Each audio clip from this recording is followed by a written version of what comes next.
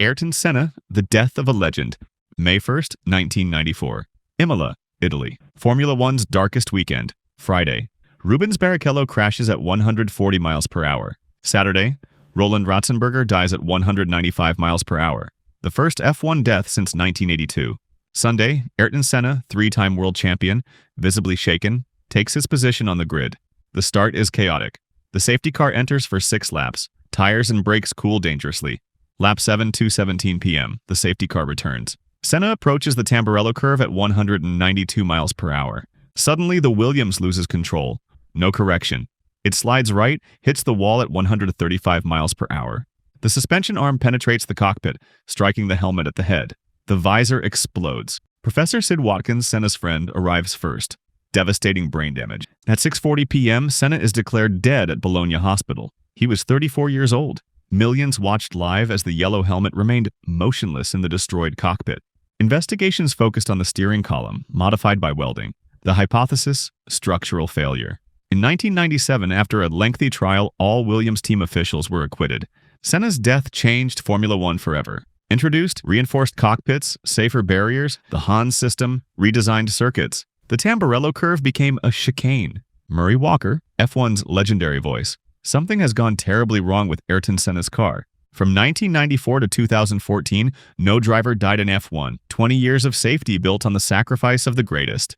Challenger, the explosion that traumatized a generation. January 28, 1986. Cape Canaveral, Florida. Millions of Americans watching TV.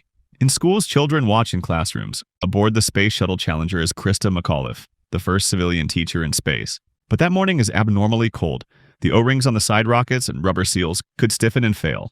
Engineers warn, it's dangerous, but the launch has already been postponed twice. Political pressure wins. 11:38 a.m. liftoff. Applause. Shouts of joy. 73 seconds later, a gas leak becomes a jet of fire. The right rocket detaches, hits the central tank. The sky explodes. Mission control falls silent. Then a voice. Flight, we've had a major malfunction. Challenger disintegrates at 9.3 miles altitude. The cabin, still intact, continues rising by momentum to 12.4 miles, then falls. The astronauts probably remained conscious for several seconds. The cabin hit the ocean at 207 miles per hour. No one survived. In schools, children who were applauding a minute before are now crying. The investigations concluded it was a failure of decision-making, not of technology.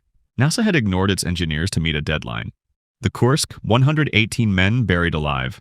August 12, 2000. Barents Sea, Russia. The K-141 Kursk nuclear submarine, 505 feet long, the most modern in the Russian fleet. Military exercise. 118 men aboard. 11:28 a.m. During preparations to launch a training torpedo, a propellant leak, faulty welds, triggers a chemical reaction. First explosion. 130 seconds later, the heat, over 4,900 degrees Fahrenheit, detonates 5 to 7 more combat torpedoes. Second explosion, equivalent to 2 or 3 tons of TNT. The Kursk sinks to 354 feet depth. The bow is vaporized. 23 men survive. They take refuge in the 9th compartment. Total darkness. Oxygen running out. Sub-zero temperature. Lieutenant Dmitry Kolesnikov writes in his pocket, "There are 23 of us here. None of us can reach the surface. For 5 days, Moscow refuses Western aid. It wants to save honor before lives. On August 17th, it finally accepts Norwegian and British help. Too late. On August 21st, divers open the hatch. They find 23 bodies. The world had followed everything in real time. 10 days of live broadcasts, state lies, collective agony. August 18th, 2000. Vidyayevo Base. A mother, Nadezhda Telik, protests against the government during a meeting with the deputy prime minister. Cameras capture a woman in a white coat approaching from behind and injecting her with a sedative. She collapses. The images circled the world, symbol of the brutality of a system that preferred to deny reality. On August 22nd, Putin meets the family. Stormy meeting, screaming, accusations. The Kursk was recovered in 2001. 118 lives swallowed by the sea, and the trust of an entire country. Karl Wallenda, The Fall on Live TV. San Juan, Puerto Rico. March 22nd, 1978. Karl Wallenda, 73 years old, circus legend, about to cross a cable stretch between the 2 towers of the Condado Plaza Hotel, 121 feet high, 328 feet long. For him, routine. Karl was born into a family of German acrobats. In 1928, the Ringling Brothers Circus hired him to bring the Flying Wallendas to America. the family that performed on steel cables without a net. Karl used to say, "Nets are for ladies' hair." But the family paid a heavy price. January 30th, 1962, Detroit. During the 7-person pyramid, 3 human levels on a cable, the structure collapsed in front of thousands of spectators. 2 dead. Son-in-law Richard and nephew Dieter, 19 years old. 2 seriously injured. Karl fractured his pelvis. Adopted son Mario was paralyzed. Karl snuck out of the hospital the next evening and got back on the cable. The show must go on. Other family members died over the years. Sister-in-law fell in 1963. Son-in-law electrocuted in 1972. But Karl never stopped. March 22, 1978. Hundreds of people in the street. Local TV station WAPA broadcasts live. The wind blows hard, 30 miles per hour. The cable mounted by outside technicians is not properly stabilized. Karl begins the crossing. Halfway, the wind increases. The cable oscillates. He crouches, puts one hand on the wire. For 30 agonizing seconds, he fights not to fall. The cameras are on. The crowd watches in paralyzed silence. Karl oscillates, tries to stand up, then loses his balance. 121 feet of free fall. His body hits a parked taxi. Dead on impact. The video was broadcast on ABC News minutes later. Millions watched Karl Wallenda die live. In 2011, great-grandson Nick Wallenda recreated the same walk in San Juan with his mother. They completed the crossing. To close the circle, Karl Wallenda didn't die in a hospital. He died at 73 on a steel cable 121 feet high, in front of live cameras, the only place where he felt alive. Owen Hart, the fall that stopped the show. Kansas City, Missouri, May 23, 1999. Over 16,000 people at Kemper Arena. WWE. Over the Edge pay-per-view live worldwide. Owen Hart, 34, beloved Canadian wrestler, is about to enter as the Blue Blazer, a comic superhero who descends from the ceiling. 8:43 p.m. Owen is suspended 78 feet high, attached to a harness. The plan: descend, release a few meters from the ring, land in heroic pose. But the hook is defective. Minimal pressure is enough to release it. While cameras broadcast a promotional video, the mechanism fails. Owen falls 78 feet. His body violently strikes the top rope of the ring with his chest, then collapses on the mat. Many think it's part of the show. Only when doctors and referees invade the ring does the crowd understand. The impact severed his aorta. Owen bleeds to death in minutes. Jim Ross, commentator, receives confirmation in his headset. With a broken voice, he announces live, "Ladies and gentlemen, Owen Hart has tragically died." Total silence. But WWE decides to continue the event, with Owen's body just carried away. It was one of the most controversial decisions in TV history. The safety device had been modified to save time on live broadcast, a shortcut that cost a life. Owen's wife stated in court, "He didn't die from an accident. He died to entertain an audience." WWE paid $18 million to the family. Le Mans, 1955. 83 dead on live TV. Le Mans, France, June 11th, 1955. The 24 hours of Le Mans. For the first time, live TV across Europe. 6:26 p.m. French driver Pierre Levay, 49, travels at 150 miles per hour in his Mercedes 300 SLR.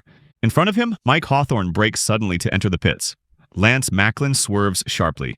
Levay has no space. The Mercedes hits Macklin's car, takes off like a projectile, and flies toward the main grandstand. Explodes in midair. The hood, made of magnesium, becomes a torch. Incandescent debris rains on the crowd like grenades. 83 dead, over 120 injured, many burned alive, others decapitated by metal fragments. Levay died instantly, decapitated. Cameras captured everything. Millions of viewers saw the explosion live. For the first time in television history, a mass killing was broadcast live. The race was not stopped. Cars continued racing through the debris while firefighters extinguished burning bodies. After the tragedy, Mercedes withdrew from racing for 30 years. Switzerland banned circuit motorsports until 2022. Still today, it's the worst disaster in motorsport history. Dale Earnhardt, the Intimidator. February 18, 2001. Daytona, Florida. The Daytona 500. Over 180,000 spectators, millions on TV. Dale Earnhardt, 49. 7-time world champion. NASCAR legend. The Intimidator. Last lap. Last turn. Earnhardt travels at 180 miles per hour, protecting the position of his son, Dale Jr. and Michael Waltrip. Sterling Marlin attempts to pass. A small bumper touch, minimal but lethal. The black Chevrolet No. 3 swerves sharply, hits the wall at 155 miles per hour at a 60-degree angle. Deceleration 80 to 100 G. Earnhardt dies instantly, basilar skull fracture. Cameras frame the stopped car. No fire, no explosion, only silence. The crowd thinks it's one of the spectacular crashes Earnhardt always walked away from.